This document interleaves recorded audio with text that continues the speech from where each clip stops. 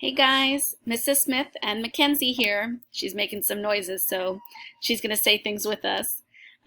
We are going to do two prayers during this video. So I'm going to do the thank you, God, which is our prayer for snack time, and I'm going to do the bless us, O Lord, which is our prayer for lunchtime, and pretty much all other meals.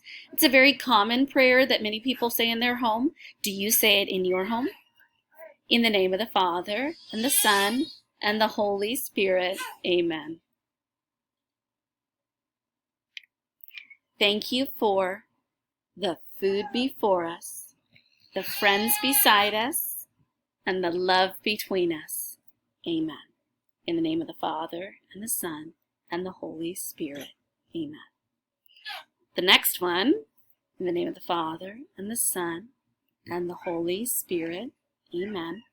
Bless us, O Lord, for these thy gifts, for which we are about to receive, through thy bounty, through Christ our Lord. Amen. In the name of the Father, and the Son, and the Holy Spirit. Amen.